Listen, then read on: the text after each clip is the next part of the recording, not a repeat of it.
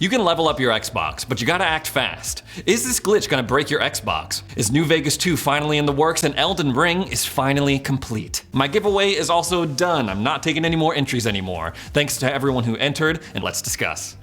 So I've been playing Elden Ring since last Thursday, and it has completely taken over my life. I started playing Confessor build, and then I switched over to Astrologer, and I have just been shamelessly exploiting all of my glintstone sorceries. I've beaten bosses that are way out of my league just by getting to a corner that they can't reach me at and just spamming glintstone pebble over and over again. I have become the annoying boss. Ha! Take that, Elden Ring. But it didn't launch without its fair share of issues. So we've already discussed a little bit about the optimization issues, the frame rate issues on Xbox, the stuttering on PC. And in addition to that, when the game launched, I wasn't able to access any of the multiplayer features. I kept getting a pop-up message that says, unable to connect to server, which was very curious because when I went back to my dashboard, I was indeed connected to Xbox Live. So I was like, what's going on? What it ended up being, I'm pretty sure, was just because the servers were so overloaded.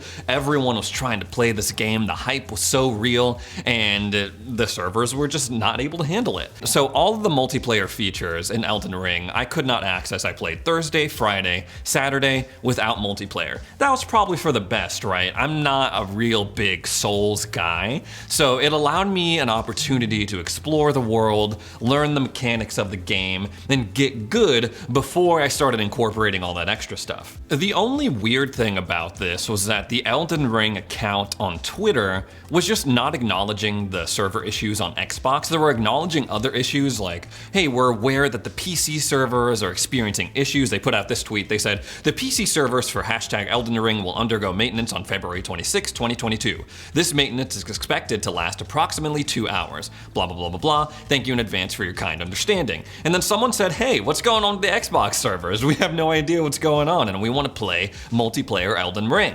A whole bunch of forums popped up of people saying, I don't have online connectivity with my Elden Ring game, what's going on? And a bunch of people were saying, yeah, I'm having the same issue, I don't know what's happening. No comment from Software or the Elden Ring team. It wasn't until later on February 26th that the Xbox support account on Twitter said, thank you for your patience, happy rune farming, and they retweeted this PSA saying, if you were seeing this error message on the Xbox version of hashtag Elden Ring, the issue has been resolved. It worked beautifully after that, sort of. Every now and then I have an issue where it takes a little bit to get connected to the online servers for Elden Ring, but since then I haven't experienced any issues, and I'm really glad they did because these multiplayer aspects that Elden Ring has, and I mean some of them are from older Souls games as well, but they bring a lot to this game that I previously didn't know I was missing out on when I was journeying on my own. One of the things I most enjoy about it is the messages other people leave. Sometimes they're super helpful, but you can only communicate with this limited language that the game gives you. You can't write whatever message that you want, so people have to find a creative way around it. They say things like, beware, ambush ahead, and then there's a guy pointing, his little ghost pointing at this place, so it's like, okay, I know maybe something's gonna go down there, or maybe this guy's trying to trick me, I don't know. There's that duality of people who might want to mess with you or people who want to help you and warn you of the dangers ahead, and I think that's really awesome. I also love the appearance of bloodstains. Bloodstains are where other players and other worlds have died. So if you see a bunch of bloodstains, you're kind of looking around like, what the hell happened here? What is going on? Am I gonna like die horribly? Or it puts you on high alert, and I love that investigative aspect, the anxiety of what's coming next. It really heightens it all. What I will say is that I was fooled into thinking that, oh, I'll just summon a bunch of players to my world and we'll just kick ass, right? Everything will be super easy. For example, I ran into Godric the Grafted, which is the main story boss. Well, after you get past Market the Fell Omen, but Godric the Grafted is like the first big boss in Stormveil Castle, the first legacy dungeon boss that you encounter. And of course I had a hard time with him at first, and I was thinking, okay, well, let me summon some other players or let them summon me to their world. It'll be easy peasy, right? But what I found out was me going to another player's world, I'm practically useless because I'm an astrologer and my whole build is about my magic. And usually in my world, it's not a problem because I have a ton of flasks of cerulean tears. I have 4, so I have plenty of magic to do with what I want. I can spam whatever spell I want, and it's cool. But when I get summoned to another person's world, my flasks are halved, so I don't have as many potions to restore my FP, my magic points. So it gets to the point where I cast all my spells, I run out of magic, and I'm just in this other player's world like, all right, that's about all I got. Sorry, man. And then when I summoned people to my world, I found out that the multiplayer scaling of these enemies, of these bosses, is crazy. So yes, you have 2 more people to help you out, but the boss has a ton more health, a ton more damage resistance, is overall just harder. After a couple tries of that, I was like, okay, let me just try it myself. I'll use the NPC summon, I'll summon a big jellyfish, and it actually went over really well. I was able to beat Godric the Grafted, move on with the story, move on with my life. So yes, multiplayer, it can be fun, but it's not a get out of jail free card for any new players, anyone who's new to Souls game, new to Elden Ring. I haven't dueled anyone yet. I haven't summoned any hostile players. I would definitely be trashed at PvP. I'm just not that good with the base mechanics. So I'm gonna hold off on that a little bit, but that does intrigue me. But that's enough about Elden Ring. I'm sure you, the viewer, have already seen a ton of videos, a ton of TikToks, a ton of tweets about it, but I don't want to spoil it because it is still technically a new game. So we gotta talk about Obsidian. This is a studio I really like. I really love the Outer Worlds. I loved Fallout New Vegas. They're working on Avowed right now, which I'm looking forward to immensely. I can't wait for that game to come out, or at least know what window it's gonna be releasing in. So back in 2018, Microsoft bought Obsidian. Obsidian described them, strangely enough, Microsoft, as people that you could have a beer with, approachable people that cared about you, which I feel like is not something that people associate, especially with a big corporation like Xbox. They would never say something like that. So Microsoft owns Obsidian now, of course, and they worked on Fallout New Vegas back in the day. Microsoft also owns Bethesda, who traditionally makes the Fallout games as we know it. Fallout 3, Fallout 4, Fallout 76. Well, we don't have to really talk about Fallout 76, but now they're under the same umbrella. And this has led a lot of people to maybe be like, okay, well now that they're in the same roof, under the same building, is there a possibility of Fallout New Vegas 2? And speaking on his show Grubb Snacks, Jeff Grubb confirmed just that. He said, this is very early, but people have begun to have talks and say these words in sentences. And those words are Obsidian and New Vegas 2.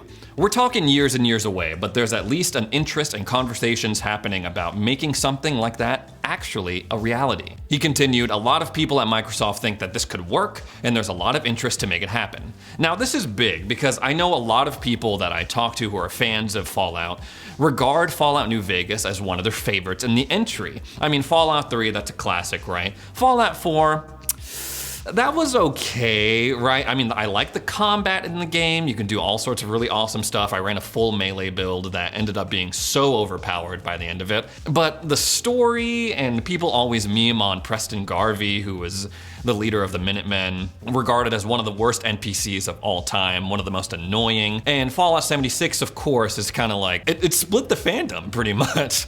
It launched in a terrible state, like a lot of games do, to be fair. And over the years, it's kind of garnered its own following, but there's a huge pocket of people that think, man, Bethesda just doesn't have the sauce anymore. Look at Fallout 76, that game was trash. They're nothing now. So the fact that Fallout as a franchise could be returning even a little bit to the roots of what made Fallout New Vegas special is very exciting for fans of the series and Xbox gamers because it's going to be exclusive. Back in 2013, Obsidian CEO expressed interest in doing a sequel to Fallout New Vegas. He said, oh, we'd love to do Fallout New Vegas 2. It would be awesome, end quote. Part of the reason why I loved Fallout New Vegas was the impact the role-playing had on the rest of the world. You were faced with some very, very, very tough and questionable decisions in that game. Another reason why I liked Fallout New Vegas was the setting of the game. So if you've played Fallout 3, 4, and 76, you know those are set in the East Coast. Particularly Fallout 4, you're literally like on the outskirts of Boston, I'm pretty sure. Whereas Fallout New Vegas, I had this whole like Western vibe almost, got the desert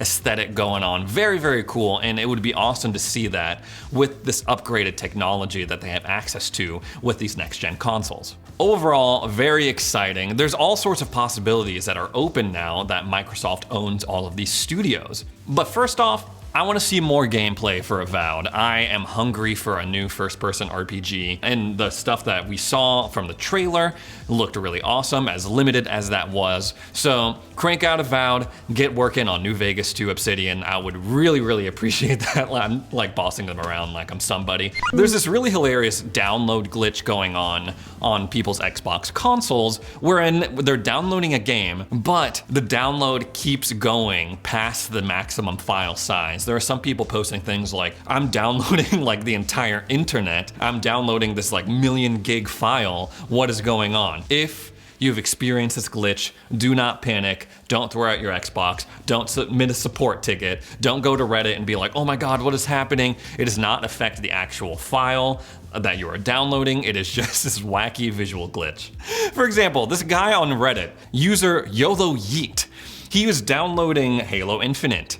And it says that he has downloaded 530.73 megabytes of 16777.215.96 terabytes. And obviously if you see that, expecting it just to be a normal download, you're probably a little bit concerned, right? One, because if you have data limits, that's gonna be a ton of extra money that you're paying to maybe download this mega file that you are bringing onto your Xbox console. We all know internet companies, they just suck in general. So if you have terrible internet and you see that you're downloading this 2 billion terabyte file, you're probably panicking because you're like, oh my gosh, what is this gonna do to my terrible bandwidth and my awful internet? Like, is it just gonna explode? What's gonna happen? But again, do not worry, do not panic. It is just a visual glitch. The file will download as normal. Some people say that they're downloading maybe the full client of whatever game that they're doing, including the corrupted files. That's not true. It's just all visual. And that brings us to the fix. If you are experiencing this issue, restart your Xbox. That is the golden rule. Unplug it, replug it, restart your Xbox. So when I first got my Series X, I was so excited because I was like, whoa, I'm gonna have a full terabyte of storage. I'm gonna be living like a king. I'm gonna download any game that I want and I will never run out of space. But unfortunately, that dream came crashing down very, very fast because, as we all know, modern games take up a lot of space. Also, although it's advertised as a full terabyte, it's not really a full terabyte, right? It's more like, what, like 800 something gigs, give or take? So I'm starting to experience this issue where I'm like dangerously capped out on my storage. But there is a solution. There is a way to upgrade the storage. Right now, Microsoft has a proprietary agreement with Seagate to make these special SSD cards that you plug into the back of your console and it just works seamlessly as it would on its internal storage. Great tech, it's not too chunky, so you really don't notice it in the overall design of your Xbox. The bad thing about these is they are kind of expensive. The 1 terabyte and the 2 terabyte versions, they're gonna cost you a pretty penny, I would say. Eventually, they did release a 512 gigabyte version, which is significantly cheaper than those terabyte versions. It's usually in the $170 range. Still, pretty expensive, right? But we have great news. This is on sale for around $130, I think $139 officially, if you are like me, skating that line of always having to uninstall games and reinstall them, doing that whole dance. This is a great way to upgrade your storage pretty significantly. If you're on the Series S, this will bring you to a full terabyte. This will bring you in line with the amount of memory, or storage I should say, that an Xbox Series X has. And if you are on the Xbox Series X, this is a great way to upgrade your storage by 50% instantly. I would buy this thing because it's on sale, and unfortunately there's no other competition in this market market space right now that will drive the price down. They have the only proprietary agreement with Microsoft, Seagate does right now, so they can do whatever they want. And while I know it is expensive, there are a couple of advantages of buying this rather than any other external SSD. For example, you can play games stored on the Seagate card directly from the card, no issue. It functions exactly the same as your internal storage would. But Ray, why would I buy this when I could just buy an external SSD and hook it up via the USB port in the back of my console? Well, let me tell you, it would be nice to kind of have an external storage device for storage purposes, but that's all it is, right? You can't play current gen games straight from an SSD that's connected to the USB. You can play old Xbox games, OG Xbox, Xbox 360, Xbox One games that are not upgraded in any way. You can play them like that just fine. But any of the current games, you cannot. You're gonna have to do a little bit of a dance wherein if you want to store next-gen games on this external SSD that is not the Seagate card, of switching it from the card to your internal storage and then back again if you want to play them. If you want to take a look at some of those external SSDs that are not Seagate, I'll have that link down in the description for you to peruse. Anyway guys, that's all the news I have for today. If you're tuning in for the first time, my name is Ray, and I would very much appreciate it if you went on over to Twitter and followed me at StayXboxReady. My giveaway is also done. I'm not taking any more entries anymore. Thanks to everyone who entered, and we'll see you in the next video.